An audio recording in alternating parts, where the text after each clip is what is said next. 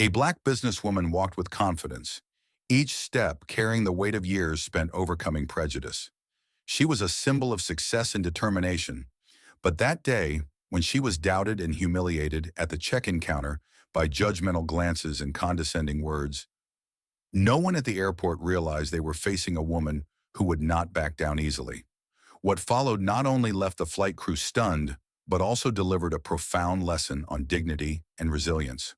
What drove her to overcome invisible barriers to defend her honor? How can someone turn injustice into strength to challenge deeply rooted prejudices? Let us know where you're watching from, and if you love stories of inspiration like this, don't forget to like, share, and follow to never miss such powerful moments. Lila, tall and poised in a custom-designed navy blazer, shiny black heels, and elegant pearl earrings, was more than a successful entrepreneur. She was a beacon of perseverance and innovation. Starting from scratch, she had built Monroe Enterprises into one of the leading companies in the tech industry, an extraordinary feat in a field not typically welcoming to someone like her. Lila entered Skyline Airport, a space filled with modern luxury. The hum of loudspeaker announcements mingled with the murmur of hurried travelers. Suitcases rolled across the polished floors, and the check-in counters bustled with long lines of passengers. As Lila approached the check-in counter reserved for private flights, she felt the scrutiny of those around her. Some glances were purely curious. A black woman in refined attire walking confidently among busy travelers, but she couldn't ignore the hesitation in the eyes of the clerk behind the counter. Lila was all too familiar with these moments. No matter how successful she had become, she constantly found herself having to prove her worth and legitimacy in spaces where her presence was often deemed unfit. "Hello, I'm Lila Monroe.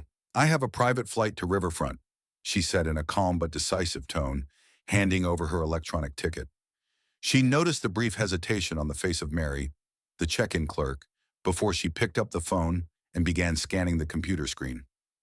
"Oh, Ms. Monroe," Mary said, trying to maintain a professional demeanor, though her unease was evident. "I'm sorry, but I don't see your name on the passenger list." A moment of silence stretched on. Lila furrowed her brow but remained calm. "There must be some mistake. Here is my confirmation email," she replied, handing her phone to Mary. The screen clearly displayed her name, flight number, and itinerary. Mary glanced at the screen, her lips pressed into a thin line. "I'll check again," she said, though her demeanor suggested she didn't entirely trust the information Lila had provided. Lila felt a dull wave of frustration, but wasn't surprised. Over the years, she had faced countless similar situations, where her presence seemed to provoke doubt. "Stay composed," she reminded herself, recalling her mother's words. "Patience and confidence will make it impossible for them to deny you." When Mary returned with a man in a pilot's uniform, Captain Nathan Green, Lila felt an undercurrent of challenge. She understood the real confrontation was just beginning. Lila Monroe stood at the check-in counter, the light streaming through the large airport windows casting her shadow on the polished marble floor of Skyline Airport. Around her, the bustling activity of hurried travelers carried on, yet it felt as though all eyes were on her. A peculiar silence hung between her and the pilot who had just arrived. Nathan Green, the captain of the flight. Nathan, a tall, middle-aged man in a crisp pilot uniform, approached the check-in counter with an air of authority. His eyes swept over Lila, but his gaze didn't stop at appraising her attire or demeanor. There was something deeper in his look, an unmistakable skepticism. The tense exchange began. Nathan stood directly across from Lila, arms crossed. His voice was cool, carrying the tone of someone prepared to dismiss any argument. "Hello, I'm Captain Nathan Green. I understand there's an issue with this flight?" In a calm yet assertive tone, Lila replied, "Yes, I'm Lila Monroe, the owner of this flight. It seems there has been a mistake, as your staff couldn't locate my name on the passenger list." Nathan glanced at the confirmation email Lila had provided, though his eyes betrayed lingering doubt. Taking her phone, he carefully reviewed the information before nodding slowly.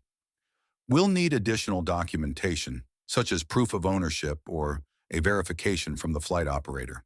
Lila felt the tension rising in her chest, but she was far too familiar with challenges like this. Instead of reacting sharply, she offered a slight smile, a smile that carried calmness and experience. Nathan, I've flown on this plane many times, and all the necessary documents were submitted in advance. What makes you think additional paperwork is needed today? Nathan flushed slightly but held his ground. We have strict protocols to ensure that every passenger on board is thoroughly verified. I hope you understand. Meanwhile, a few nearby passengers began to take notice. A couple standing near the counter whispered to each other, their eyes darting toward Lila with a mix of curiosity and suspicion. Another middle-aged man shook his head, seemingly agreeing with Nathan. These looks weren't unfamiliar to Lila. They were the same looks she had encountered throughout her life. Lila recalled, as a child, she had to prove herself in classrooms where teachers often doubted her abilities.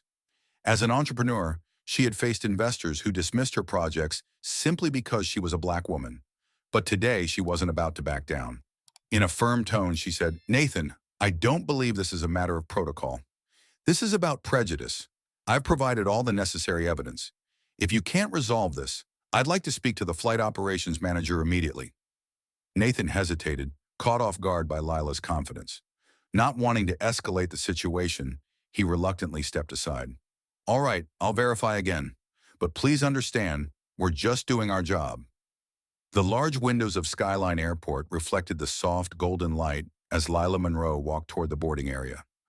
Although she had resolved her confrontation with Nathan Green, she still felt an invisible tension following her every step. Other passengers waiting to board glanced her way with expressions of mild curiosity and quiet scrutiny. Lila, however, refused to let it rattle her. She adjusted her pearl earrings, straightened her shoulders, and continued toward the gate.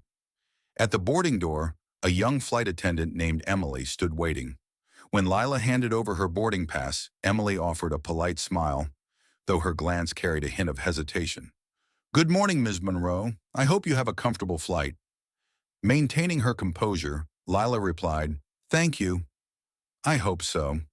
As Lila entered the cabin, she immediately sensed the difference. The aircraft's luxurious leather seats, soft lighting, and serene atmosphere were designed to exude relaxation. Yet instead, the air felt heavy. A few members of the flight crew cast quick, cold glances her way before hastily looking elsewhere. When Lila placed her bag down and settled into her seat, Nathan Green, the flight captain, emerged from the cockpit. He walked toward her, his demeanor tense but trying to maintain a polite smile. Ms. Monroe, I'd like to apologize if there was any inconvenience earlier. We always strive to ensure safety and efficiency on every flight. Lila looked up, her gaze calm and devoid of anger, but sharp enough to make Nathan pause. I understand that safety is a top priority, she replied. But I don't believe questioning my ownership of this plane has anything to do with safety, does it?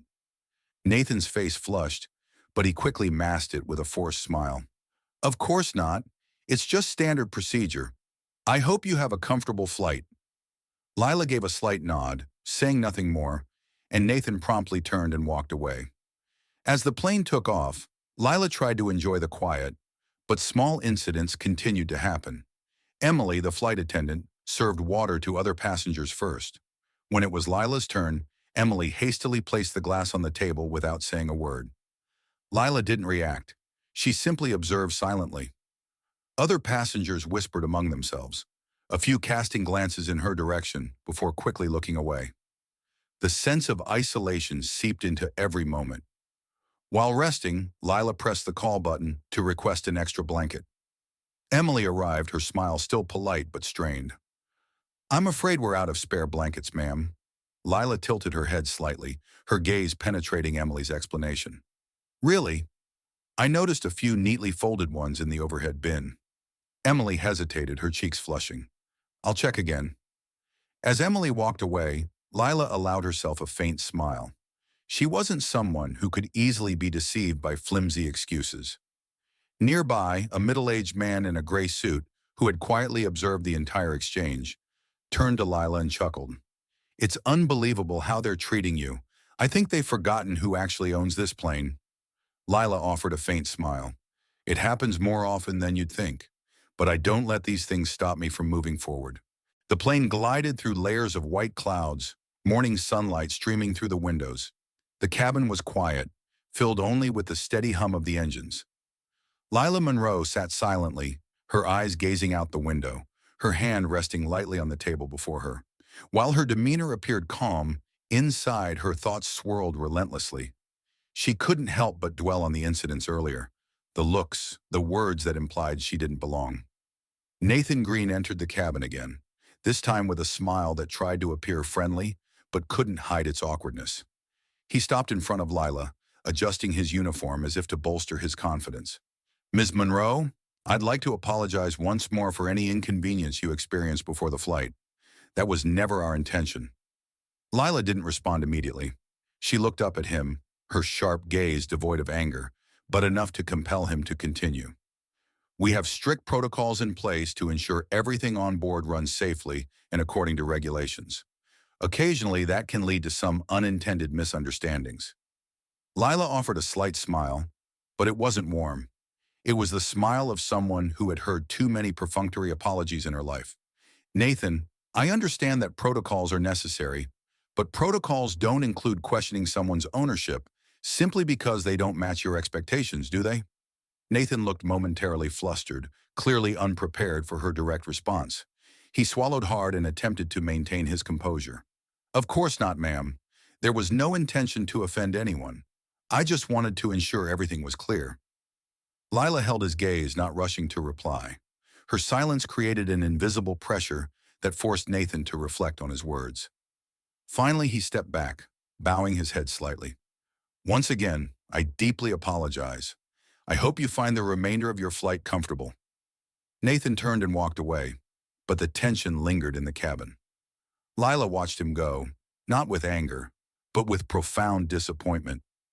Just a few minutes later, Emily returned with a tray of water and snacks. Her demeanor noticeably changed. She placed the tray gently on the table in front of Lila and offered a slight bow. "We're very sorry for the earlier inconvenience, Miss Monroe. Please don't hesitate to let me know if there's anything else you need." Lila gave a small nod, her eyes carefully observing Emily, but she said nothing further. As Emily walked away, Lila took a sip of water and quietly reflected. She was accustomed to apologies like this, empty words that carried no real change. What saddened her more than the discrimination itself was the way it was veiled under a thin layer of politeness. She thought back to the countless times she had faced similar biases throughout her career. From the early days of starting her business, when investors doubted her abilities, to the conferences where she was excluded from critical discussions. Yet she had never backed down. She understood that every action, every word she spoke, was part of a larger battle. The private jet landed at Riverfront Airport in the soft glow of late afternoon light. The setting sun cast a golden hue over the runway and the glass-paneled buildings surrounding it.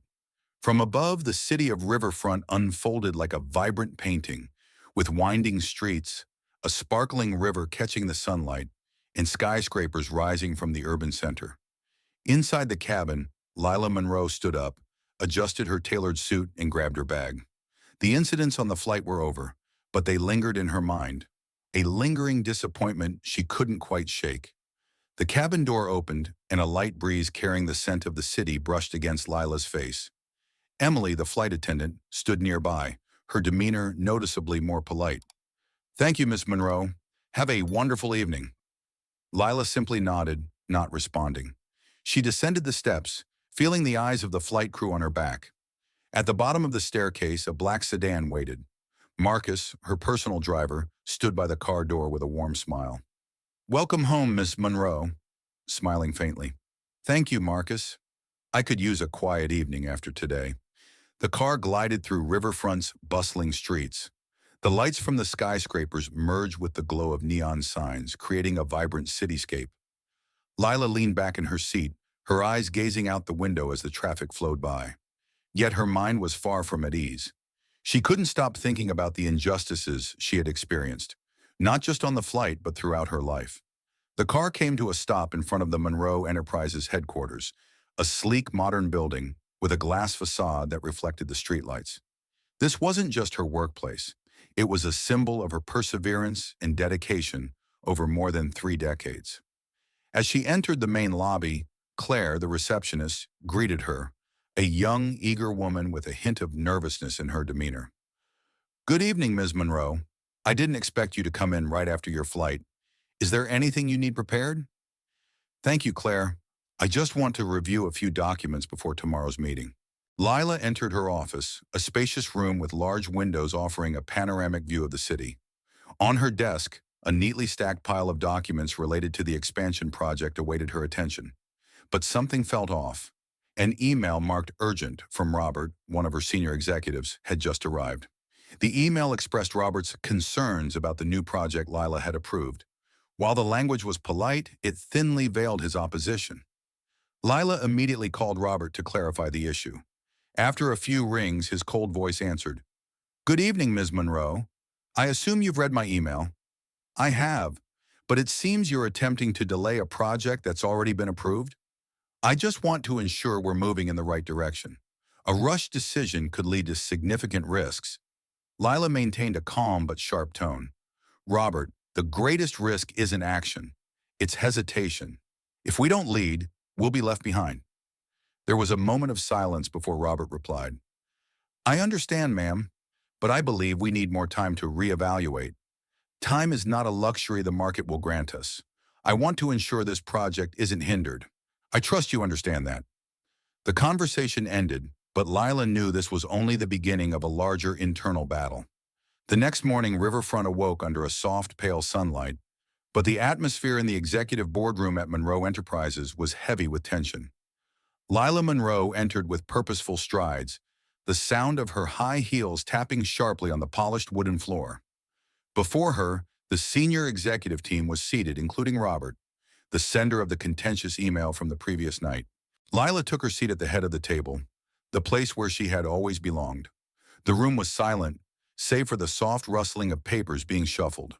A large screen on the wall displayed data about the West Market expansion project she was championing.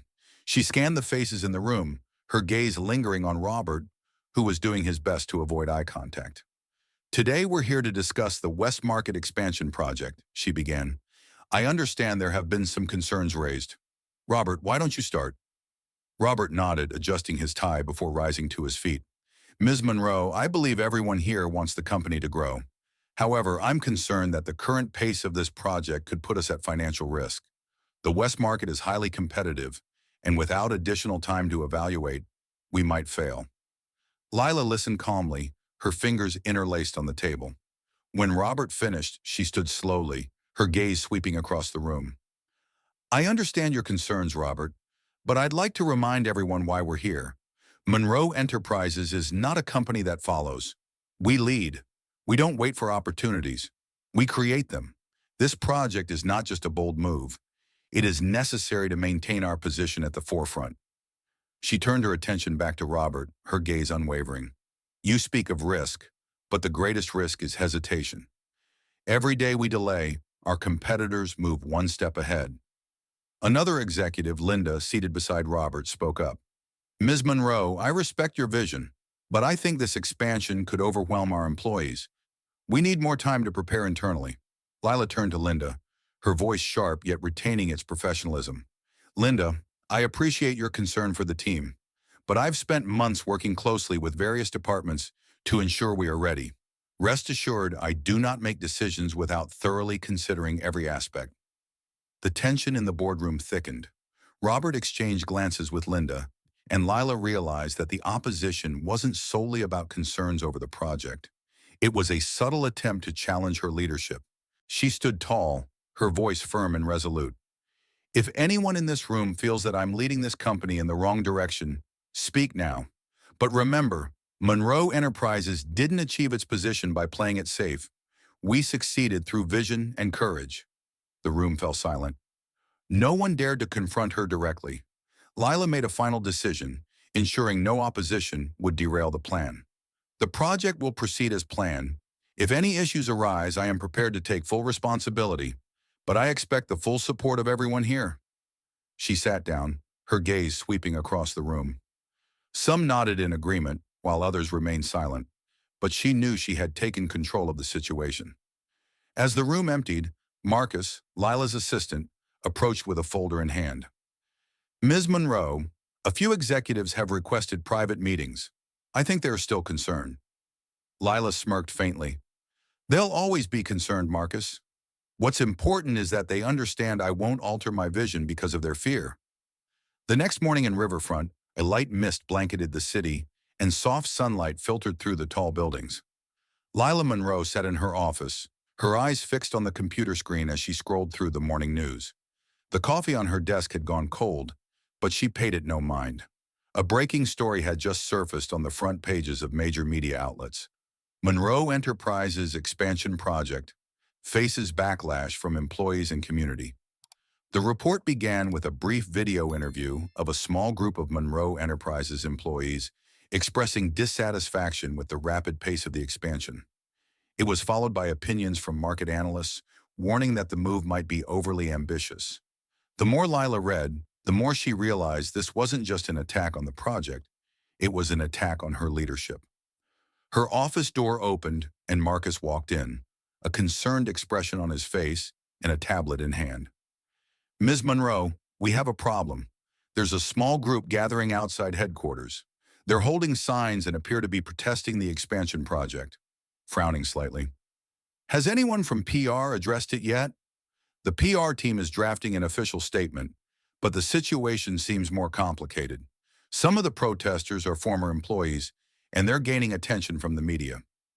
Lila moved to the large glass window, looking down at the street below. A group of people had gathered outside the building, holding signs with slogans like "Profit over people" and "Ambition is not vision." The cameras from various media outlets focused intently on the group, capturing every detail. Lila could feel the pressure mounting, not just from external scrutiny, but from within the company itself. Lila immediately convened a meeting with the public relations and marketing teams. We need to address this right now, not by avoiding it, but through transparency. I want a press conference organized today.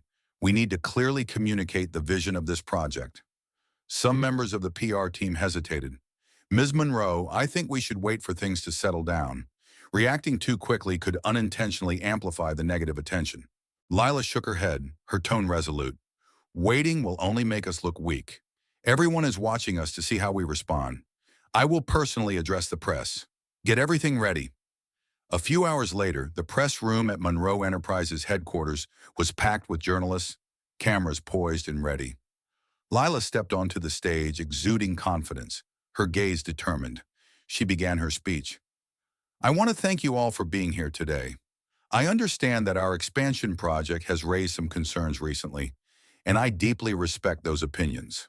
She paused, her eyes scanning the room, ensuring she had everyone's attention. This project is not just a strategic move. It's a promise that Monroe Enterprises will continue to innovate and lead. I know there are challenges, but we cannot let fear hold us back. Instead, I invite anyone with concerns about this project to engage in a dialogue with us. We don't just listen, we act. Lila's speech was quickly shared across media platforms.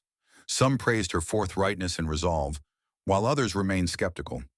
Yet Lila knew she had shifted the narrative, from being reactive to taking proactive control. Returning to her office, Lila felt both the weight of exhaustion and a small sense of relief. From her window, she noticed the protesters outside beginning to disperse. She reminded herself that this was just another challenge in the long journey she had chosen. What mattered most wasn't avoiding difficulties, but confronting them with transparency and determination. Morning in Riverfront began with a light drizzle. The sky was overcast, but the atmosphere inside Monroe Enterprises headquarters was charged with tension as Lila Monroe had called for an emergency meeting. The executive boardroom was filled with senior leaders, their faces reflecting a mix of apprehension and unease as the light from the presentation screen glinted across their expressions. Internal meeting. Lila entered the boardroom with confidence. Despite the heavy pressure from recent events, she maintained her composure and authority.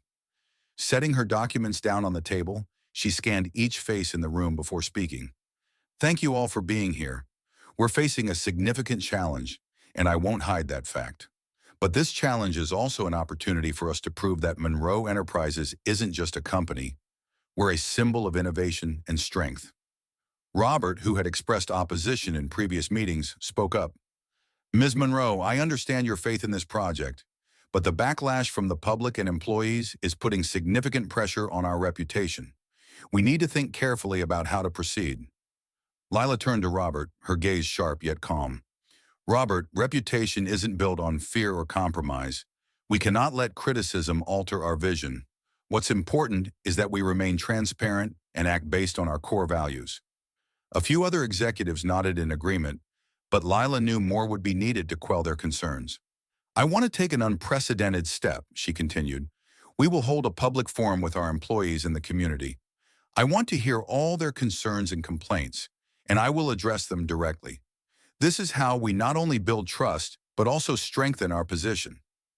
The room fell silent for a long moment. Some exchanged glances, their surprise evident. "A public forum?"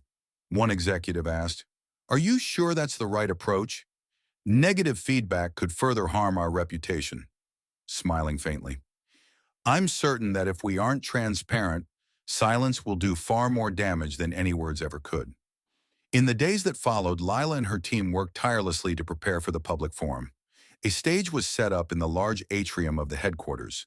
Media outlets were invited, and notices were widely distributed to employees and the public. On the day of the forum, the Monroe Enterprises atrium was packed. Employees, customers, and even prior protesters filled the space. Television cameras focused on the stage, where Lila stood under the spotlight. Behind her, a large screen displayed data related to the expansion project. "Thank you all for being here today. I want to make it clear that Monroe Enterprises is not just a company driven by profit. We are a part of this community, and every decision we make is guided by one goal: to create real value for everyone." The forum began with questions from employees in the community. A young employee stood up, his voice filled with concern. "Ms. Monroe, I'm worried this project will put even more pressure on us. We've been working tirelessly over the past year." Lila nodded, her expression conveying understanding. "I deeply appreciate the dedication of each and every one of you, and I am committed to ensuring this project comes with the resources and support necessary to make sure no one is left behind." A member of the public then stood up, his tone more challenging. "You say this project is for the community, but how do we know that's true and not just another PR strategy?" Lila met his gaze directly, refusing to shy away. "Actions will prove it. I've instructed my team to release all relevant data and reports about the project. If there's anything unclear, I will personally address it." The forum lasted longer than expected, but Lila didn't shy away from a single question. When the event concluded, a round of applause erupted from supporters in the crowd. While many challenges remained, Lila felt she had taken a crucial step toward building trust. As she stepped off the stage, her eyes glimmered with determination. She knew there was still much work to be done, but she also knew she was on the right path. With transparency and courage, she was confident that Monroe Enterprises would not just weather this storm, but emerge stronger than ever. A week after the public forum, the atmosphere at Monroe Enterprises had shifted. The concerns that had loomed over the company seemed to be dissipating. The expansion project's data had been made fully transparent, and Lila Monroe's commitments to employees in the community were steadily being realized. While skepticism hadn't entirely vanished, the support for her was becoming increasingly evident. Lila convened a meeting with the executive team to reassess the situation and chart the path forward. She entered the boardroom, her gaze brimming with confidence. "First, I want to thank all of you for standing with me through this challenging period," she began. "I know it hasn't been easy to face pressure from both inside and outside the company, but I'm proud to see Monroe Enterprises standing firm and continuing to move forward." Robert, who had previously opposed the project, rose to his feet. For the first time, his voice carried a note of acknowledgement. "Ms. Monroe, I have to admit that I was skeptical about this project at first, but the way you've handled this situation, listening and taking decisive action, has changed my perspective. I fully support your direction." A murmur of agreement swept through the room, and Lila offered a soft smile. "Thank you, Robert. The most important thing is that we're all aligned toward a common goal. We're not just building a strong company, we're creating a legacy we can all be proud of." When the expansion project officially launched, Monroe Enterprises quickly made its mark in the Western market. Feedback from new clients and partners was overwhelmingly positive, and the company's revenues began to soar.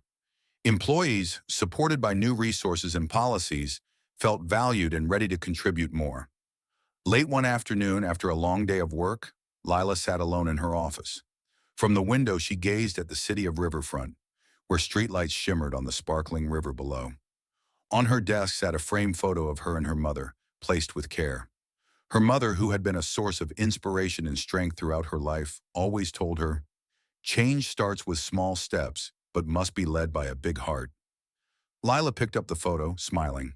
The challenges she had faced were not just about protecting her own position, they were about paving the way for others who might be like her, those who had been doubted or excluded. Before leaving the office, Lila received a message from Claire, the receptionist, that a young employee wanted to meet her. It was Jasmine, a recently hired engineer, who had timidly spoken up during the public forum. Jasmine entered, her eyes shining with admiration. "Ms. Monroe, I just wanted to thank you. I used to think my voice didn't matter, that I didn't belong here. But the way you listened and acted showed me that I too can make a difference." Lila smiled and placed a reassuring hand on Jasmine's shoulder. "Jasmine, your voice matters more than you realize. If there's one thing I want to impart, it's that we must never be afraid to stand up for what we believe in." Lila left her office and stepped into the familiar car where Marcus waited. As she slid into the seat, her eyes looked forward to the riverfront night sky shining brightly. A new chapter had begun for Monroe Enterprises, not just one of business success, but of cultural transformation under Lila's leadership. She knew the journey was far from over. Many challenges lay ahead, but she was ready, not just for herself, but for everyone who needed someone like her to light the way.